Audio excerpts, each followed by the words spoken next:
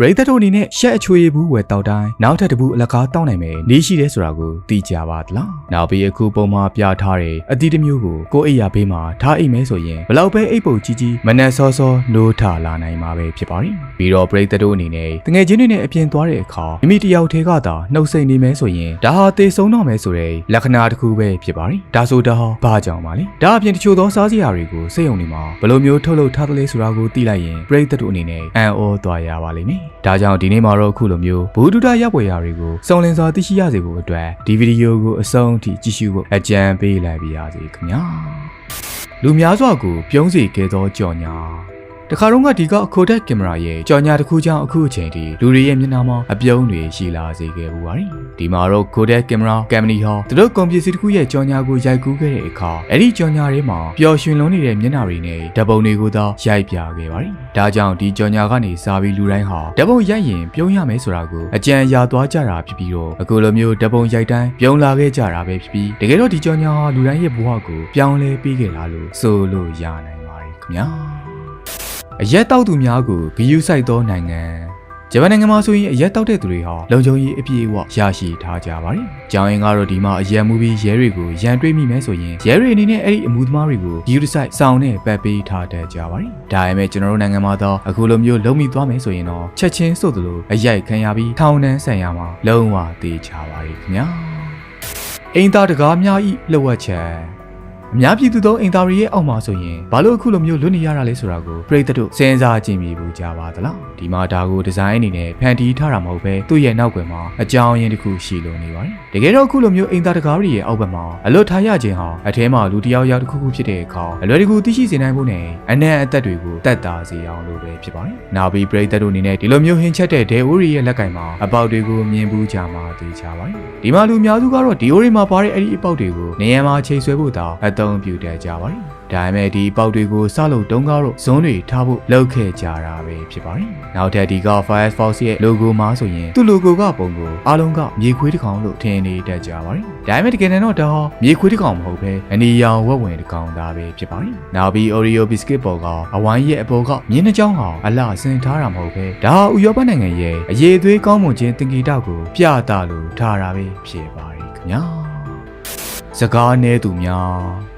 ပရိသတ်တို့အနေနဲ့တငယ်ချင်းတွေနဲ့အပြင်မှာစားတောက်ဖို့တွားကြတဲ့အခါမိမိတယောက်တည်းကစကားမပြောဘဲနေမိမယ်ဆိုရင်ဒါအသက်အန္တရာယ်ရှိနိုင်နေဆိုတာကိုသိကြပါသလားအကြောင်းရင်းကတော့အိန္ဒိယနိုင်ငံမှာအမျိုးသားတစ်ယောက်ဟာလမ်းဘေးကစန်တဆိုင်မှာဖတ်ထုတ်စားနေခဲ့ပါတယ်ဒီမှာသူစားနေရင် mayonnaise နဲ့ sauce ဟာကုန်သွားခဲ့ပေမဲ့သူဟာစကားနဲလုံးနဲ့ introvert တစ်ယောက်ဖြစ်တာကြောင့်ထပ်မတောင်းတော့ဘဲနဲ့ဒီအတိုင်းဆက်စားနေလိုက်ပါတယ်အဲဒါကြောင့်သူဟာအခုလိုဆောင်းပါပဲနဲ့ဖတ်ထုတ်တွေအများကြီးစားခဲ့မိတာကြောင့်လေကြောင်းမှာနင်းသွားခဲ့ဟာဆေးရုံကိုအရေးပေါ်သွားခဲ့ရပါတယ်ဒီလိုနဲ့ဆေးရုံရောက်သွားတဲ့အခါမှာတော့ဆရာဝန်တွေအနေနဲ့သူ့ကိုမေးမြန်းဖို့တော်တော်လေးကိုမှအချိန်ယူလိုက်ကြရပါတယ်အကြောင်းရင်းကတော့သူဟာ introvert ဖြစ်တာကြောင့်ရှက်ပြီးဘာမှမပြောရဲခဲ့လို့ပဲဖြစ်ပါတယ်ဒီမှာတော့သူဟာအခုလို introvert ဖြစ်တာကြောင့်အရင်တုန်းကလည်းမကြာခဏဒုက္ခရောက်ခဲ့ပူပါတယ်ဒါအပြင်ဈေးဝယ်တဲ့အခါတွေမှာဆိုရင်လည်းပတ်စံအပြဲတွေအမ်းရင်ဘာမှမပြောရဲလို့ဒီအတိုင်းယူလာရပါတယ်ဒါကြောင့်စကားမများတာတော့ကောင်းပြီမဲ့ဒီလောက်အထိတိတ်ဆိတ်နေတာကတော့အတန်အန္တရာယ်ထိတောင်မှချိန်ချောက်လာနိုင်နေဆိုတာပါပဲခင်ဗျာ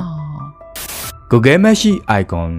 ပရိသတ်တို့အနေနဲ့အခုလိုမျိုး Google Map ကအနီရောင် icon လေးတွေကိုအမြဲတမ်းလိုတွေ့မြင်ဘူးကြမှာသိကြပါတယ်ဒါပေမဲ့ဒီအရာလေးတွေကိုဘယ်လိုခေါ်သလဲဆိုတာကိုရောသိကြပါသလားပရိသတ်တို့အနေနဲ့ဒီအရာကိုအမြဲတမ်းလှူရှုထားမိကြပေမဲ့သူမှလည်းနာမည်တစ်ခုရှိလို့နေပါတယ်ဒီမှာအမြဲတမ်း Google Map ထဲကိုဝင်ကြည့်လိုက်တဲ့အခါအခုလိုမျိုး You are here လို့ရေးထားတဲ့ icon လေးရဲ့နာမည်ကတော့ Area Locator ပဲဖြစ်ပြီးအခုလိုသူမှနာမည်ရှိနေရတဲ့အကြောင်းရင်းကတော့အင်္ဂလိပ်စာတွေမှာအရာအလုံးအတွက်နာမည်တွေရှိနေလို့ပဲဖြစ်ပါတယ်ခင်ဗျာယထာရှည်တွေမှမြင်ခွင့်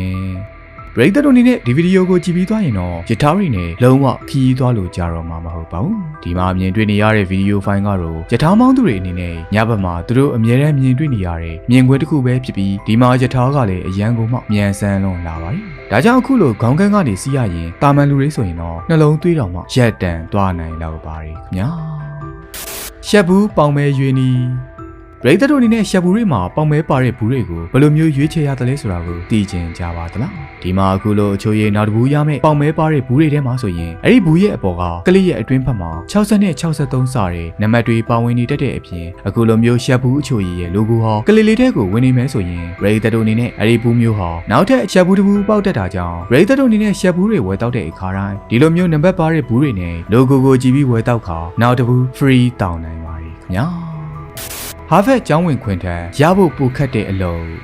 ပရိသတ်တို့အနေနဲ့ Walmart Shopping Center မှာတော့အလုပ်ရနိုင်နေဆိုရင် Harvard တက္ကသိုလ်မှာလည်းကျောင်းဝင်ခွင့်ရနိုင်နေဆိုတာကိုသိကြပါသလားအကြောင်းရင်းကတော့ Harvard တက္ကသိုလ်မှာဝင်ခွင့်ရဖို့ဟာ Walmart မှာအလုပ်ရဖို့ထက်ပိုပြီးတော့လွယ်ကူနေလို့ပဲဖြစ်ပါတယ်အကြောင်းရင်းကတော့ Harvard တက္ကသိုလ်မှာဆိုရင်ရှောက်ထားသူတွေတဲက 4.5% လောက်ကိုလက်ခံကြပြီမဲ့ Walmart မှာတော့အလုပ်လျှောက်လွှာတွေအများကြီးတဲကမှ 2.6% လောက်ကိုသာသူတို့ဟာလက်ခံကြလို့ပဲဖြစ်ပါတယ်ခင်ဗျာ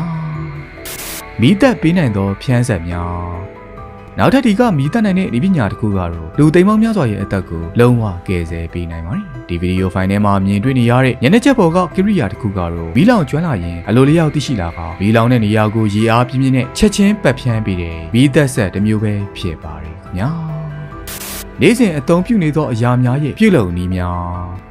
းကျွန်တော်အနေနဲ့နေ့စဉ်အသုံးပြုနေကြတဲ့အရာတွေထဲမှာဆိုရင်အများစုကိုစက်ရုံတွေထဲမှာဘယ်လိုတွေများပြုလုပ်ထားသလဲဆိုတာကိုသိတဲ့သူတွေဟာတကယ်ကိုမှရှားပါပါတယ်။ဥပမာအားဖြင့်ဒီလိုမျိုးပါစတာတွေကိုဆိုရင်အခုလိုမျိုးပြွန်တွေကနေညှစ်ထုတ်ကဒီမှာဓာတ်ရီနဲ့အခုလိုဖြတ်တောက်ကြပြီးပြုလုပ်ထားကြတာပဲဖြစ်ပါတယ်။နောက်ပြီးတော့ပရိသတ်တို့အနေနဲ့လမ်းပေါ်မှာမီးကြိုးတွေကိုမကြာခဏတွေ့မြင်မှုကြမှာသိကြပါတယ်။ဒါပေမဲ့ဒီကြိုးတွေကိုလည်းစက်တွေနဲ့ပြုလုပ်ထားတာမဟုတ်ဘဲအခုလိုကြောက်စရာအမြင့်ရှိတဲ့နေရာကိုလူတွေဟာကိုယ်တိုင်တက်ရောက်ပြီးတော့တွေ့တန်းကပြုလုပ်ထားကြရတာဖြစ်ပြီးဒါတကယ်ကိုအရန်အန်ဒီရဲ့များတဲ့အလုပ်တစ်ခုလို့လဲဆိုလို့ရနိုင်ပါတယ်။နောက်ထပ်ပရိသတ်တို့အနေနဲ့တနေရာကိုမသွားခင်ပထမဆုံးခီးဆောင်အိတ်တွေကိုပြင်ဆင်ကြရမှာပါ။ဒါကြောင့်ဒီမှာမှတ်သားထားသင့်တာကဒီလိုခီးဆောင်အိတ်တွေကိုလည်းအခုလိုမျိုးအပူပေးထားတဲ့ပလတ်စတစ်တွေကိုလေဖြည့်ပြီးတော့ပြုလုပ်ထားကြရဲဆိုတာပဲဖြစ်ပါတယ်။ဒါအပြင်ကျွန်တော်တို့ရဲ့အိမ်မှာဆိုရင်တော်တစ်ခုလုံးကိုပြုံးတီးသွားစေနိုင်တဲ့ဒေငယ်လွန်လာတဲ့အရာတစ်ခုရှိလို့နေပါတယ်။ဟုတ်ပါတယ်။အဲ့ဒါကတော့အခုလိုမိကျစ်ဆန်တွေပဲဖြစ်ပါတယ်။ဒီမှာဒီမိကျစ်ဆန်တွေကိုပြုလုပ်တဲ့နည်းကလည်းတကယ်ကိုမှစိတ်ဝင်စားဖို့ကောင်းလာပြီးအခုလိုမျိုးမိကျစ်ဆန်တွေကိုပြုလုပ်တဲ့ပုံလေးကတော့ပထမဆုံးအနေနဲ့တသားကိုအခုလိုစက်ကူတွေလိုမျိုးအချက်တွေဖြစ်သွားအောင်လို့အရင်ဆုံးကြိတ်ကြရပြီးအဲဒီနောက်ဒီလိုမိကျစ်ဆန်အချောင်းလေးတွေရလာအောင်စက်တွေနဲ့ဖြတ်တောက်လိုက်ခါဒါကိုဓာတုပစ္စည်းတွေရောမွေထားတယ်အနှစ်တစ်မျိုးနဲ့ဆင်လိုက်ပြီးတဲ့နောက်ဆုံးမှာတော့အသင်သုံးလို့ရတဲ့မိကျစ်ဆန်တွေကိုရရှိလာတာပဲဖြစ်ပါတယ်ခင်ဗျာတေးရွာပြန်နိုင်သောတတဝါကမ္ဘာပေါ်မှာအရန်ကိုချမ်းသာလွန်တဲ့ Elon Musk တို့ Jeff Bezos တို့လိုဘီလီယံနာတွေအနေနဲ့အရန်ကိုကြောင်နေကြတဲ့အရာတစ်ခုရှိလို့နေပါတယ်ဟုတ်ပါတယ်အဲ့ဒါကတော့တေးခြင်းတရားပဲဖြစ်ပါတယ်ဒါပေမဲ့ဒီကဖားရီကတော့တေခြင်းတရားကိုစန့်ကျင်ကလုံးဝမကြောက်တတ်ကြပဲချက်ချင်းဆိုသလိုပြန်ရှင်လာတတ်ပါတယ်တကယ်တော့ဒီဖားရီကသူတို့ဆောင်းခိုကြတဲ့ကာလအတွင်းမှာရေခဲနေပြီးမလုံးမရက်တေနေသလိုဖြစ်နေကြပြီမဲ့ຫນွေဦးပေါက်လာတာနဲ့တပြိုင်နက်အရင်လိုမျိုးတော်တော်လက်လက်ခုံပေါက်သွားလာကအသက်ပြန်ရှင်လာတတ်ကြလို့ပဲဖြစ်ပါတယ်ခင်ဗျာတချင်းများဤတက်ရောက်မှုတချို့သောတချင်းတွေဟာလူတွေရဲ့အုံနောက်ပေါ်ကိုတက်ရောက်မှုပေါင်းများစွာရှိနေတတ်ပြီးနားထောင်တာကြာလာတဲ့အခါမိမိကိုယ်ကိုတက်သေးတဲ့အထိဖြစ်စေနိုင်တယ်ဆိုတာကိုပြိတ္တတို့ကြားဘူးကြားပါသလားဒါပေမဲ့တချို့သူတွေကတော့တချင်းနားထောင်ပြီးဘလို့မှမခံစားရသူတွေလည်းရှိလို့နေပါသေးတယ်ဒါကြောင့်ပြိတ္တတို့အနေနဲ့လည်းတချင်းနားထောင်ရင်ဘာမှမခံစားရတဲ့အချိန်တွေကိုကြုံဖူးကြပါရဲ့လားခင်ဗျာဂျပန်နိုင်ငံမှာဖန်ပလင်းဂျပန်နိုင်ငံဟာတမူထူးခြားလာတဲ့နိုင်ငံတစ်နိုင်ငံဖြစ်တာကိုအားလုံးကလက်ခံထားကြပါတယ်။ဒီမှာတော့ဂျပန်ယူပလင်းဟာကြီးရတာတာမန်လိုဖြစ်နေပေမဲ့ဒီပလင်းပေါ်ကိုသူ့ရဲ့အဖုံတင်ထားလိုက်မယ်ဆိုရင်အလိုလျောက်ပိတ်သွားမှာပဲဖြစ်ပါတယ်။ဒါကြောင့်ဂျပန်တွေရဲ့ဒီထွန်းနိုင်စွမ်းဟာအရန်ကိုမှအံ့ဩဖွယ်ကောင်းလာပါတယ်ခင်ဗျာ။ရာဇဝတ်မှုဇာတ်လမ်းများဒီတစ်ခုမှာတော့ဖြစ်ရမှန်ဇလန်တွေဖြစ်တဲ့ရာဇဝတ်မှုသတင်းတွေကိုမကြာခဏကြည့်ရှုတတ်တဲ့သူတွေဟာကြားသူတွေထက်ပုံမကြောက်တက်လာကအပြင်ထွက်တိုင်းဒီလိုအရာတွေများကိုယ်တိုင်ကြုံတွေ့ရမလားဆိုပြီးတန်တရားဝင်နေတတ်ကြပါတယ်။နောက်ပြီးတော့သူတို့ဟာတာမန်လူတွေကိုတွေ့လိုက်ရင်တော့မှကိုယ့်ကိုပြန်ပြီးဆွဲသွားမလားဆိုပြီးတော့ထင်နေတတ်ကြပါတယ်ခင်ဗျာ။တရားများရဲ့အသုံးဝင်ပုံတကယ်တော့တရားတွေကိုကျွန်တော်တို့အနေနဲ့ဓာတ်တော်စိတ်ရည်လိုမျိုးအသုံးပြုနိုင်ကြပါတယ်။ဒါအပြင်ပရိသတ်တို့အနေနဲ့ပူတဲ့အရေးတစ်မျိုးမျိုးကိုတောင်းပြီးတဲ့အခါမှာဆိုရင်ရှာချက်သွားကြမှာဖြစ်ပြီးဒီလိုရှာချက်တဲ့အခါမှာဆိုရင်လည်းရှာဖို့ကိုတရားအနှင်းငယ်တင်ထားလိုက်ရုံနဲ့ပူတဲ့တန်းဟောတက်တာလာမှာပဲဖြစ်ပါတယ်ခင်ဗျာ။ရိုမေနီးယားနိုင်ငံမှာထူးဆန်းသောမီးတပ်နီးရိုမေနီးယားနိုင်ငံမှာဆိုရင်ရန်ကိုထူးဆန်းတဲ့အရာတစ်ခုရှိလို့နေပါတယ်။အဲဒါကတော့ဒီနိုင်ငံကမီးတပ်သမားတွေဟာသူတို့ရဲ့မီးတပ်ကားတွေကိုအဆောင်အနေကြားမှာမရက်နိုင်ကြတဲ့အချိန်ခါတွေမှာဆိုရင်အဲ့ဒီမီးလောင်နေတဲ့အိမ်တွေရဲ့ပတ်လည်မှာရှိနေတဲ့နှင်းတွေကိုယူကပြစ်ပေါက်ပြီးတော့မီးတပ်တက်ကြတာပဲဖြစ်ပါတယ်။ဒါကြောင့်ဒီတစ်ခုကလည်းအရန်ကိုမှထူးဆန်းလွန်လာပါတယ် ခင်ဗျာပန်းသီးများဤကောင်းကျိုးပန်းသီးတွေကိုစားသုံးခြင်းအပြင်အိယာစောစောထနိုင်နေဆိုတာကိုပရိသတ်တို့သိကြပါသလားဟုတ်ပါတယ်ပရိသတ်တို့အနေနဲ့ပန်းသီးတွေကိုစားပြီးတော့အိပ်မယ်ဆိုရင်ပန်းသီးထဲမှာပါဝင်တဲ့သဘောဝတကြားတက်ဟာစောစောထနိုင်အောင်လို့အထာကူပြုနိုင်ကအချိန်ကြာကြာအားအင်တွေပြေဝစေနိုင်ပါတယ်ဒါကြောင့်ပဲဆရာဝန်တွေနဲ့ဝေးချိန်ရင်ပန်းသီးတစ်နေ့တစ်လုံးစားပါဆိုတဲ့အင်္ဂလိပ်စကားပုံဟာပေါ်ပေါက်လာခဲ့ရတာပဲဖြစ်ပါတယ်ခင်ဗျာတန်ဖိုးအရှိဆုံးအသီးနှံပရိသတ်တို့အနေနဲ့ကမ္ဘာပေါ်မှာတန်ဖိုးရှိဆုံးအသီးနှံတွေလို့ပြောလိုက်ရင်ဒီမှာဈေးကြီးလုံးတဲ့အသီးတွေကိုတောင်ပြောရလို့ထင်နေကြမှာသိကြပါတယ်။ဒါပေမဲ့တကယ်တမ်းတော့ကမ္ဘာပေါ်မှာတန်ဖိုးရှိဆုံးဟာကစုံဥတွေသာဖြစ်ပြီးအဲ့ဒီဥထဲမှာအာဟာရဓာတ်များစွာပါဝင်လို့နေပါတယ်ခင်ဗျာ။အာလူးများဤအသုံးဝင်ပုံပရိသတ်တို့အနေနဲ့အာလူးတွေကိုဘယ်နေရာတွေမှာအများဆုံးအသုံးပြုကြတယ်လို့ထင်ကြပါသလဲဒီမှာအံ့ဩဖို့ကောင်းတာတစ်ခုကတော့ကမ္ဘာပေါ်မှာအာလူးခြံတွေများစွာရှိတဲ့တဲကအဲဒီကနေရလာတဲ့အာလူးတွေရဲ့သုံးပုံတစ်ပုံကိုအာလူးချောင်းကျော်လုပ်ဖို့အတွက်သာအသုံးပြုကြတာပဲဖြစ်ပါတယ်နောက်ပြီးကျန်တဲ့30%လောက်ကိုတော့အခုလိုမျိုးအာလူးကျော်လိုမုတ်တွေလုပ်ဖို့အသုံးပြုကြပါတယ်ဒါကြောင့်ဒါကိုကြည့်ချင်းအပြင်ကမ္ဘာပေါ်ကမုတ်လုပ်ငန်းတွေဟာဘယ်လောက်အထိကြီးမားသလဲဆိုတာကိုခံမှန်းနိုင်လောက်ပါတယ်ခင်ဗျာဟုတ်ကဲ့ပါခင်ဗျာဒီနေ့ဗီဒီယိုလေးကတော့ဒီလောက်ပါပဲအခုလိုမျိုးထူးခြားဆန်းပြတဲ့ဗီဒီယိုတွေနဲ့ဘူးတူတရရှိပွဲရာဗီဒီယိုတွေကိုကျွန်တော်ရဲ့ internet YouTube channel နဲ့ official Facebook page ပေါ်ကနေပြီးတော့နေ့စဉ်နေ့တိုင်းတင်ဆက်ပေးနေရကြောင်း subscribe like and follow လုပ်ထားပြီးစောင့်ကြည့်အားပေးနိုင်ပါတယ်ခင်ဗျာဒီဗီဒီယိုကိုအဆုံးထိကြည့်ရှုပေးခဲ့ကြတဲ့ပရိသတ်များအားလုံးကိုလည်းကျေးဇူးအထူးပဲတင်ရှိနေပါတယ်ခင်ဗျာ